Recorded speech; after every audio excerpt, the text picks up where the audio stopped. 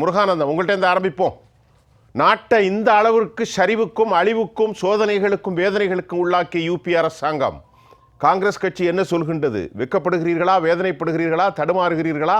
பதில் கொடுப்பதற்கு உங்களிடத்தில் ஆவணப்பதிவுகளோ உண்மையிலே இல்லையோ என்ற கேள்வியை மிக மிக மிக ஆவேசமாக எழுப்புகிறார் சபை முன். உங்களின் பார்வை முருகானந்தம். நிர்மலா அம்மையாரை பொறுத்த வரைக்கும் ஆவேசம், பொய், அப்புறம் என்ன சொல்றது, இட்டு கட்டப்படுகின்ற கட்டுக்கதைகள், இது மட்டும்தான் அவங்க கைவசம் இருக்கு. அவங்களுக்கு இந்தியாவுடைய கடந்த கால வரலாறு எப்படிங்கிறதும் தெரியல. இந்தியாவை வருங்காலத்துல இந்த தேசம் எப்படியான தேசமாக உலகத்தின் முன் நிற்க வேண்டும் என்கிற அவதானமும் இல்லாத ஒரு ஒரு வெற்று டாம்பீகம் கொண்ட ஒரு பெண்மணி நிர்மலா சீதாராமன். அவர்கிட்ட அகங்காரம் உண்டு, என்ன சொல்றது, ஆணவம் உண்டு, பொறுமையற்ற நியாயமான கேள்விகளுக்கு பதில் சொல்லுகிற திராணியற்ற தன்மை உண்டு. இதெல்லாம் உண்டு. ஆனால் இந்த நாட்டை, நிதி நிர்வாகத்தை, பொருளாதாரத்தை நிர்வாகம் செய்கின்ற திறன் சுற்றும் கிடையாது. நம்ம ஊர்ல சொலவடைகள் உண்டு இதுக்கெல்லாம். அதாவது ஆட தெரியாதவன் மேட கோணன்னு சொல்லுவான். 58 ரூபா அறுக்க மாட்டாதவன் இடுப்புல 58 அருவாள் இருக்கு அப்படிங்கிறதெல்லாம். அதெல்லாம் அப்படியே துல்லியமாக பொருந்தக்கூடிய ஒரு ஆளுமை உண்டுன்னா அது நிர்மலா சீதாராமன். அதுக்கு முன்னோடி நரேந்திர மோடி. இப்ப நான் வருவோம். நம்ம கிட்டத்தட்ட இந்த 200 ஆண்டு காலம் பிரிட்டிஷ் ஆட்சிக்கு பின்னால் இந்த தேசத்தினுடைய ஒவ்வொரு உள்கட்டமைப்பு வசதிகளையும் உருவாக்கி இந்த தேசத்தை ஒரு அறிவியல் பார்வையோடு முன்னகர்த்தி கொண்டு சென்ற பண்டித ஜவஹர்லால் நேரு அவர்களுடைய காலம் தொடங்கி டாக்டர் மன்மோகன் சிங் அவர்கள் காலம் வரைக்கும் இந்த தேசத்தை ஒவ்வொரு செங்கலாக கட்டி எழுப்பிய கட்சி, கட்டி எழுப்பிய இயக்கம் காங்கிரஸ். இந்த தேசத்தினுடைய பொருளாதாரத்தை மட்டுமல்ல, இந்த தேசத்தினுடைய ஜனநாயகத்தை, இந்த தேசத்தினுடைய கூட்டாட்சியை, இந்த தேசத்தினுடைய என்ன சொல்றது, அனைத்து தேசிய இனங்களின் நிகர்மையும் கட்டி எழுப்பிய ஒரு பேரியக்கம் காங்கிரஸ். அதெல்லாம் வாய் புளிச்சதோ மாங்காய் புளிச்சதோன்னு பேசுறதுக்கு ஒரு ஆணவமும் அகங்காரமும் இருக்கணும். அது அம்மையார் நிர்மலா சீதாராமன் துல்லியமா இருக்கு. நாம காங்கிரஸ் எழுப்பக்கூடிய கேள்விகள், இந்த இதுல ஏன் விலைவாசி இன்னைக்கு நிர்ணயிமுட்டக்கூடிய அளவிலே இன்னைக்கு விலைவாசி உயர்ந்திருக்கிறது. ஒன்று, பெட்ரோல் டீசல் போன்ற அடிப்படையான அத்தியாவசிய பொருட்களுடைய எரிபொருட்களுடைய விலை இன்றைக்கு சாமானிய மக்கள் கை கட்டக்கூடிய அளவுல இல்லைங்கிற ஒரு சூழல். கடந்த ஆட்சிக்கு வரும்போது வாய்கிலேயே இவங்க சொன்ன ஏதாவது வாக்குறுதி இன்றைக்கு வரைக்கும் நிறைவேற்றப்பட்டிருக்கிறதா? உங்க டாலருக்கு எதிராக ரூபாயுடைய மதிப்பை 40 ரூபாய்க்கு கொண்டு வருவோம்னு சொன்னீங்களே, அது ஏதாவது நடந்திருக்கா? பெட்ரோலுடைய விலை 30 ரூபாய்க்கு 35 ரூபாய்க்கு கொடுக்க முடியும் அப்படின்னு வாய்க்கு ஊதார் விட்டீங்களே, அது நடந்திருக்கா? ஒவ்வொரு வங்கிகளுக்கு இருக்கக்கூடிய ஒவ்வொரு குடிமகனுடைய வங்கி கணக்கிலையும் 15 லட்சம் ரூபாய் போடக்கூடிய அளவுக்கு கருப்பு பணம் இருக்கு. அதெல்லாம் கொண்டுட்டு வங்கியில குடிமக்களுடைய கணக்குகள்ல நிரப்புவீங்கன்னு சொன்னீங்களே, இது வரைக்கும் நிரப்பி இருக்கிறீங்களா? நாட்டுக்கு 2 கோடி வேலை வாய்ப்புகளை உருவாக்குவோம் சொன்னீங்களே, அது உருவாக்கி இருக்கீங்களா? அதுக்கு ஏதாவது டேட்டா இருக்கா?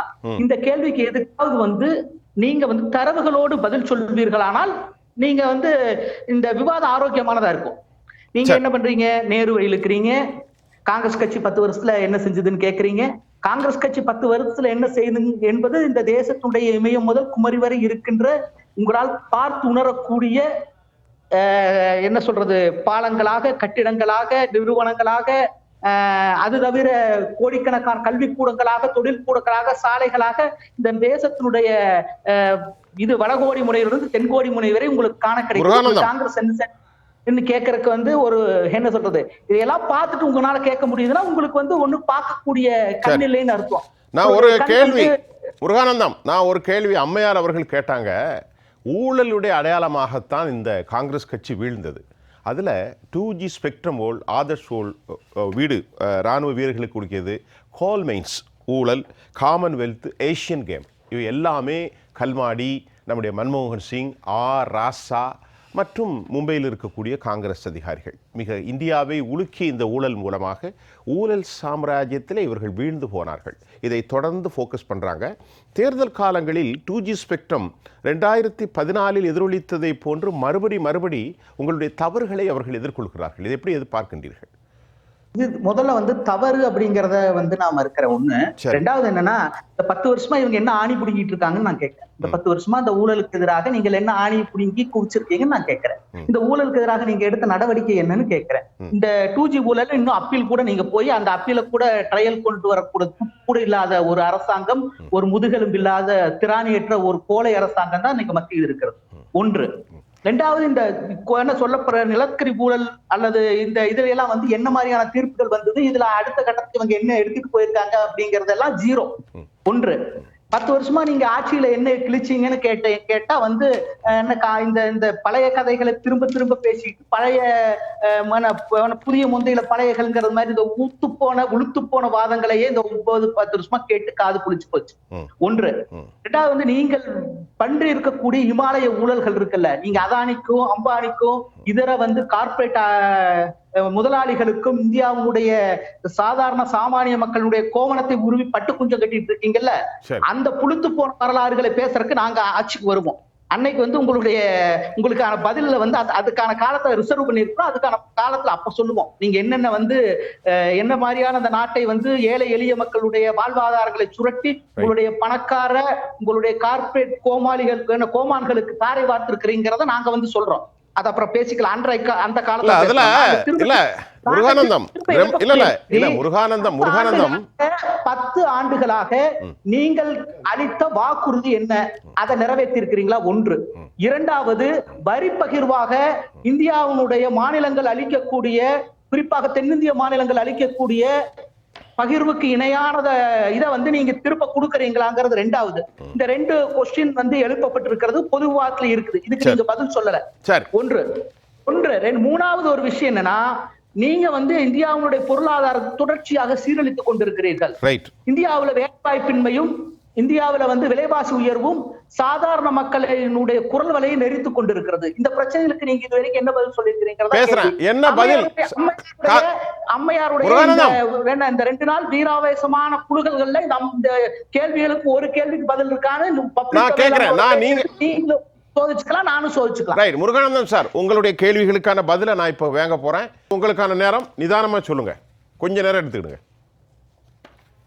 அதான் இப்போ என்ன இவரு சார் வந்து ரவிசங்கர் சார் பேசுனதுல இருந்து தெரிஞ்சுக்கிட்டது என்னன்னா, இந்தியாவோட பொருளாதார வளர்ச்சி அல்லது இந்தியாவுல வந்து செழிப்பு அப்படிங்கிறது அவரோட வாயிலேயே ஒத்துக்கிட்ட மாதிரி அது அம்பானியுடைய குரோத்தும் அதானியுடைய குரோத்து தாங்கிறத அவர் ஒத்துக்கிட்டார்.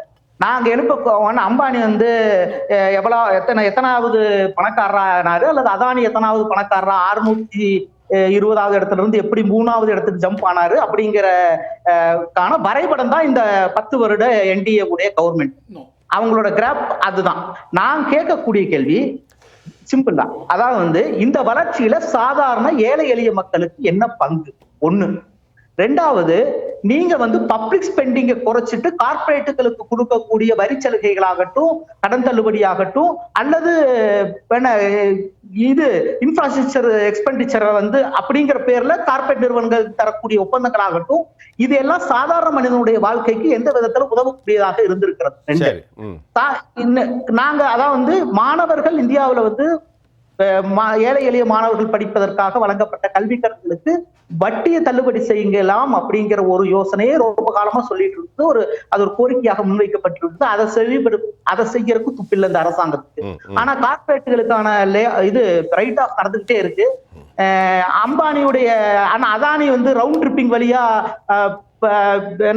செல் கம்பெனிஸ் வழியா ரவுண்ட் ட்ரிப்பிங் பண்ணி இந்தியாவுடைய பொதுத்துறை வங்கிகளுடைய பணத்தை செஷல்ஸுக்கும் மொரிஷியஸுக்கும் கொண்டுட்டு போய் இந்தியாவுல கொண்டுட்டு வந்து பங்கு சந்தையில அவருடைய கம்பெனிலேயே முதலீடு செய்து கொள்வதுதான் இந்தியாவுடைய பொருளாதார வளர்ச்சிக்கான குறியீடு அப்படின்னு நான் இன்னைக்கு புரிஞ்சுக்கிட்டேன் அவர் பேசுனதுல இருந்து. இந்த விஷயங்கள் எல்லாம் வந்து இந்த நாட்டினுடைய வளர்ச்சியோடு இந்த நாட்டு சாமானிய மக்களுடைய வாழ்வாதாரத்தினுடைய மேம்பாட்டோடு எந்த விதத்துல தொடர்புடையதுங்கிறது தான் கேள்வி.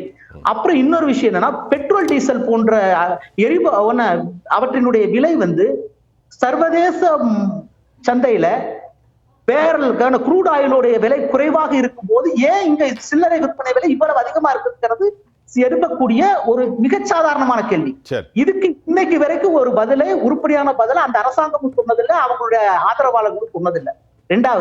ரெண்டாவது சரவண பெருமாள் சார் சொன்னதுல வந்து 2 விஷயம் வந்து ஒண்ணு ஆயில் பாண்டு வந்து யூபி அரசாங்கம் ஆயில் பாண்டு கொடுத்துச்சு எண்ணெய் நிறுவனங்களுக்குன்னு சொல்றாங்க. ஆமா கொடுத்தோம். அது ஏன் கொடுத்தோம்னா அன்னைக்கு இதுவரையில் சர்வதேச சந்தையில இல்லாத அளவுல மிக உச்சபட்சமான விலை $160 வரைக்கும் அன்னைக்கு ஒரு பேரல் க்ரூட் ஆயில் வித்துது. அன்றைக்கு அந்த சுமை சாதாரண மக்கள் மீது போயிடக்கூடாதுங்கிறதுக்காக தான் நம்ம அந்த சுமையை அரசாங்கம் எடுத்து அதை பாண்டா கொடுப்போம். அன்றைக்கு ஒருவேளை வந்து அந்த அரசாங்கம் அதை செய்யாமல் இருந்திருந்தால் அன்னைக்கே விலை வந்து $150 வித்திருக்கணும் நியாயமா. இன்னைக்கு இவங்களோ விற்கிற விலையோட கம்பேர் பண்ணி பார்த்துருந்தா கிட்டத்தட்ட $200 பெட்ரோலை வித்திருக்கணும். அந்த $200 பெட்ரோலை வித்து இந்தியாவுடைய சராசரி சாமானிய ஏழை எளிய மக்களுடைய பாக்கெட்ல இருந்து புடுங்கி தின்னு நாம யாரை வாழ வைக்க போறோங்கிறதான் கேள்வி. நீங்க யாரை வாழ வச்சுக்கிட்டு இருக்குங்கிறது நிதர்சனம். அதுதான் ஒரு யூபி அரசாங்கத்துக்கும் இன்றைக்கு இருக்கக்கூடிய என்ன சொல்றது இந்த மோடி அதானி வழிநடத்தக்கூடிய மோடி அரசாங்கத்துக்கும் இருக்கிற வித்தியாசம் ஒன்று. ரெண்டாவது திரும்ப சரி அதுதான் ஆமா ஆயில் பாண்டு கொடுத்தோம். இந்த ஆயில் பாண்டை நீங்க எவ்வளவு ரீபேமெண்ட் பண்ணிருக்கீங்கன்னு சொல்லுங்களேன். அது வந்து வடிகட்டுன ஜமக்காலத்துல வடிகட்டுன பச்சை பொய். அது ஒரு பைசா கூட இவங்க அதை ரீபேமெண்ட் பண்ணவும் கிடையாது, இது பண்ணவும் கிடையாது. இது வச்சிருக்கிறது ஃபுல்லாமே ஃபேக் டேட்டா. இவங்க வச்சிருக்கிறதுல வாட்ஸ்அப் யூனிவர்சிட்டியில இருந்து உருவப்படுகிற டேட்டாக்கள் அது எதுவுமே கிடையாது. ஆயில் பாண்டு வழங்கப்பட்டதுக்கான காரணம் அதுதான்.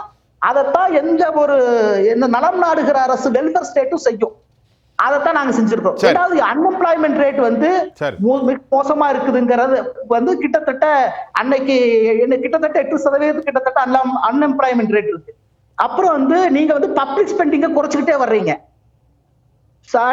சார் சொன்ன மாதிரி வந்து மால் நரிஷ்மெண்ட் அதிகமாயிட்டு இருக்குது. பெண்களுடைய ஊட்டச்சத்து குறைபாடுகள் அதிகமாயிட்டு வருது. குழந்தைகளுடைய பச்சிளம் குழந்தைகள் இறப்பு விகிதம் அதிகமாயிட்டு வருது. பல பேர் குறியீடுகள்ல வந்து நம்ம பின்னாடி போய்கிட்டே இருக்கிறோம். நாங்க முன்வைக்கிற குறியீடுகள் இந்தியாவுடைய சாதாரண சாமானிய மக்கள் தொடர்பானவை. நீங்கள் முன்வைக்கிற குறியீடுகள் இந்தியாவுடைய கார்ப்பரேட் முதலாளிகள் தொடர்பானவை. இந்த ரெண்டுக்கும் இருக்கிற இடைவெளி தான் என்டிஏ அரசுக்கும் யூபிஏ அரசுக்கும் இருக்கக்கூடிய இடைவெளி. அதை புரிஞ்சுக்கணும். நாங்க சாதாரண மக்களை நோக்கிய பிரச்சனைகளை அட்ரஸ் பண்ணாலும் நீங்க அம்பானி அதானியுடைய வளர்ச்சியை பற்றி திரும்ப திரும்ப சொல்றீங்க.